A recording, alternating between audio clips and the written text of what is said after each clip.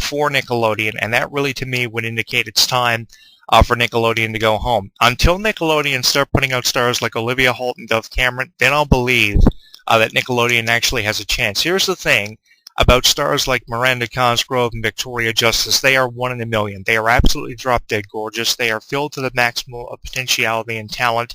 I was really blown away, especially by Victoria Justice and her voice and her image that she's trying to desperately maintain after parting ways with Nickelodeon, and was able to do that with over 7 million followers on Twitter, just as many millions on Facebook who have subscribed to our Facebook fan page of Victoria Justice. That's what made Nickelodeon a direct competitor with Disney when Disney was going through that dry spell, that dry period, if you would, with the shows Victorious and iCarly, and they tried to combine both those shows with Sam and Cat, and they succeeded in doing that. But that's the thing about Nickelodeon being creative. Instead of being creative and putting out a new show like Disney did with Shake It Up when Hannah Montana finished back in 2010, going for just a few seasons, about 4 or 5 seasons is all we got from Bella Thorne's TV show Shake It Up. Here's the thing what Nickelodeon did. They took a star, the main star, one of the main stars from Victorious, and the main star from iCarly, one of the main stars there, and combined the two concepts and derived Sam and Cat. That's what was created out of it. And in a short amount of time, became the #1 show on Nickelodeon and the favorite TV show of a lot of people, and it won over.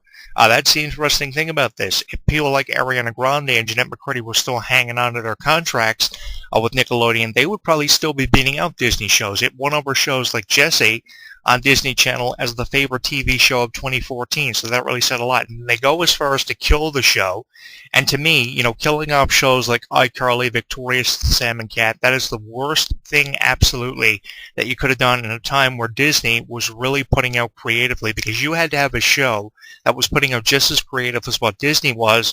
And it's really sad, when you put it into perspective and you come to terms with realizing the only time Nickelodeon was really putting out creatively is when Disney was kind of at a lack of creative juices. And once they got the creative juices flowing and started putting out shows with Dove Cameron in a double role for Liv and Maddie, Girl Meets World, the spinoff of Boy Meets World from back in the 90s, Nickelodeon just got really nervous. They were only just scratching the surface as what it proved out to be with shows that they were putting out, like the Thundermans and the Haunted Hathaways, which was the other one that I couldn't think of just a few minutes ago.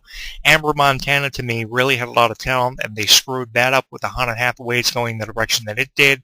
There's just something about Nickelodeon that gets me every time, and it's the lack of creativity and the lack of being unpredictable. And that's the thing about Disney. Disney sometimes can be very unpredictable. I wish they were more unpredictable than what they are, but they are more unpredictable than a network like Nickelodeon, who works very closely with Dan Schreiner and his bakery, who you would expect to be putting out in 2015. What's wrong here? We've got Disney with all these creative juices flowing, all these creative talents full of so much energy, so much unpredictability, and Nickelodeon can't produce one live-action star who actually has a lot of potential. They're not a Victoria Justice. They're not a Miranda Cosgrove. As I mentioned, the statement I made here earlier couldn't be more true and proven out to be that way with how people like Victoria Justice and Miranda Cosgrove are definitely one in a million. Amber Montana, with no disrespect going towards her character on a show like The Haunted Hathaways, is nowhere near and is a far cry from Miranda Cosgrove, and probably never will reach her fullest potential as long as we see her in roles that she's in. And especially the stars of the Thundermans, they're going absolutely nowhere. Someone like Dove Cameron, what separates her from someone like Amber Montana is the fact that Dove Cameron actually is going places with her career, and like it or not, she's one of the future stars of Disney. So is Sabrina Carpenter, although I probably should be talking about Sabrina Carpenter more than what I am. You can't honestly tell me that bringing back a show like Rugrats or Hey Arnold, unless you're an absolute die-hard fan of adequate concepts like Rugrats and Hey Arnold, is going to beat out a show like Girl Meets World right now, which is really in a position, like it or not, to take over as the #1 show on Disney, if it hasn't already in terms of ratings reports. I would love to know what the ratings reports are right now between Disney and Nickelodeon, just Disney's ratings reports between shows like Liv and Maddie and Girl Meets World. I would venture to say that Girl Meets World is sitting very comfortably on top of the ratings mountain of supremacy, in my opinion, because of just how they're putting out. And these shows that Girl Meets World are putting out from Michael Jacobs Creative Studios are really keeping you on the edge of your seat. They're making you want to tune in for every single new episode that we get from Girl Meets World, starring Ben Savage and Danielle Fisher, Roland Blanchard and Sabrina Carpenter, who I'm expecting big things from in the way by 2016. Really looking forward to finding out what Sabrina Carpenter is going to be putting out. It's not that I've been very critical about Sabrina Carpenter and chosen to come down on both herself and Roland Blanchard very hard. But the thing is about someone like Sabrina Carpenter is I'm hoping that something creative, far more creative than what we've been seeing from Sabrina Carpenter in the role of Maya on Girl Meets World, gets to a point where actually it's worth talking about. I want to see something creative from Sabrina Carpenter. It's because I'm expecting big things from her, just like I did all the stars of the past, like Miley Cyrus, Selena Gomez, Debbie Ryan, and we eventually got to that point where they reached the peak of their potential, and we're going to see that from stars like Dove Cameron, Sabrina Carpenter, and so many others likewise when you're talking about a network like Disney. It's going to take us literally light years to get to that point with Nickelodeon, and I really wish Nickelodeon was not in that boat of being very distant from a network like Disney, who is just putting out all the time creatively. And the thing was, people were criticizing Disney and saying that Nickelodeon about 3 or 4 years ago was in a position to take over, and that was true. Nickelodeon really was in a position to take over, and I was even convinced, after being a loyal Disney fan and supporter for so many years, that Nickelodeon actually had a chance. But after Disney started putting out and counteracting everything that Nickelodeon was putting out in the way of the Haunted Hathaways and the Thundermans, I said, yeah, there's absolutely no way. Nickelodeon really needs to either turn a corner or go home. It was really a do-or-die situation. And that's really the way you can look at this. It's really a do-or-die situation with Nickelodeon. If the Splat fails to produce ratings, and I'm talking raving reviews for Nickelodeon, if the Splat fails with shows like Doug and Rugrats and Hey Arnold being brought back, the thing is Nickelodeon really needs to go back to the drawing board, either that or go home, because they're not going to get the ratings from reruns of shows from back in the 90s. It's not 1995 anymore, 1996 through 1995. 1996, yes, Rugrats was really killing it with merchandise and ratings. Also was Hey Arnold.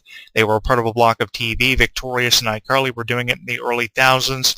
They were doing it for a period of time that really put Nickelodeon in its glee moments and gave Nickelodeon some of its more memorable moments for fans in the Nickelodeon franchise, being partnered up with Schneider's Bakery. But the thing is now, you can't rely on a show like Victorious or iCarly any longer, when Disney is always relying on shows like Liv and Maddie and Girl Meets World to come through, and they always do come through. And it may sound like I'm favoring Disney in this game of one-upsmanship, but really, how can you not favor Disney when Disney's just putting out so much creative talent and so much energy from all these talents, appealing to so many different age demographics? You would not believe the amount of different age groups that actually watch Girl Meets World, who remember Boy Meets World from back in the day, just to see where all these stars are at now in their lives. It's amazing, the number of ages that actually watch Girls Meet World, and as long as the number of the ages definitely varies for a show like Girl Meets World, Nickelodeon's really going to make a decision that could change the complexion of them entirely, or either that or just kill everything and go home. Go back to the drawing board, get those creative juices flowing, and give me something actually worth talking about in the way of creativeness and unpredictability for Nickelodeon, because I'm not really seeing anything from you guys here near the end of 2015. And here's the thing. 2016 is going to be a big year. In the summer of 2015, the movie Descendants, the Disney Channel original movie, like I'm expecting Invisible Girl to do, Descendants really took over in the summer from about June till August, the lateral part of August. Descendants was really putting out in the ratings. They were getting raving reviews for Disney's Descendants, which focused on Disney villains' sons and daughters being attending a school of honors that was actually put together by the sons and daughters of Disney heroes, like King Beast and Queen Belle's son, Ben, and the relationship between himself and Mal being examined in the way that it was. I mean, the unbelievable reviews that Dove Cameron got for being in the role of Mal was just absolutely amazing. It was just incredible seeing the reviews and reading the reviews, even more so for a movie like Descendants. How come Nickelodeon can't put out like that? Here's the thing, Disney can put out a movie with no swearing, no vulgar language, no provocativity, and get so many great reviews, but Nickelodeon, in order to get a great review, has to put a movie theatrically like Fun Size from 2013, and I really don't mean to be coming down hard on Victoria Justice for this, but here's Disney putting out all these creative movies that don't even have to go to the box office and make it theatrically, just be Disney Channel original movies and get grade A ratings, And in order for Nickelodeon to do the same thing, they're going to be putting out movies with provocativeness, foul language, foul play.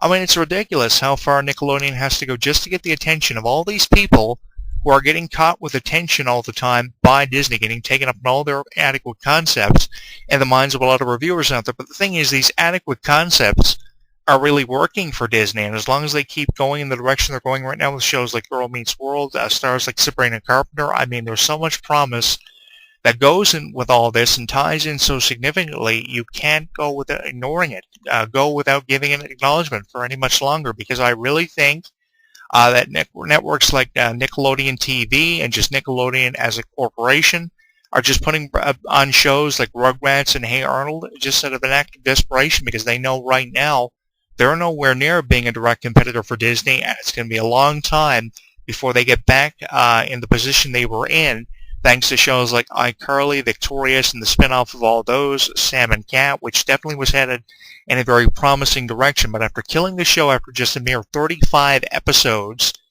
midway through 2014, I mean, that was absolutely ridiculous. That was the stupidest move for Nickelodeon and Schneider's Bakery. They should have broken off their business relationship and all their ties after making that announcement. And so many people were left in a state of depression, even myself, because that became my favorite TV show over a show like Hannah Montana, Wizards of Waverly Place, and Shake It Up from back in the day, which was really the only thing Disney at one point in time had to fall back on now. And now with Disney putting out shows like Dove Cameron's Liv and Maddie, and if that show doesn't come through, they have Girl Meets World to fall back on.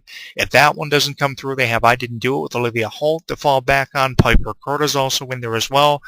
So many Disney stars, a difference of about 20 through 25 Disney Channel stars as opposed to maybe 3 or 4 that Nickelodeon is putting out right now. That's quite a difference, and it definitely speaks volumes, does it not?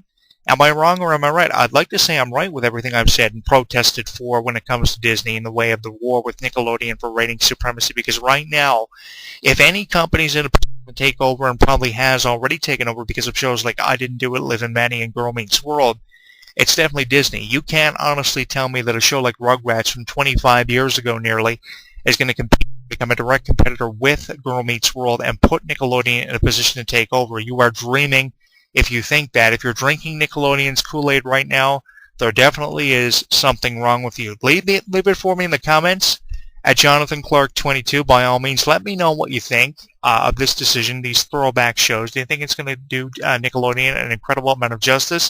You can leave it for me in the comments of this video at Jonathan Clarke 22. You can tweet me your thoughts on Twitter at Jonathan Clarke 1, and you can let me know what is up on my Facebook page at HCW Entertainment. Let me know what's on your mind back in the bowels of it, because your opinion is what it comes down to. Do you agree or disagree with this decision, or do you think these shows, are you kind of thinking along the same lines that I am, that these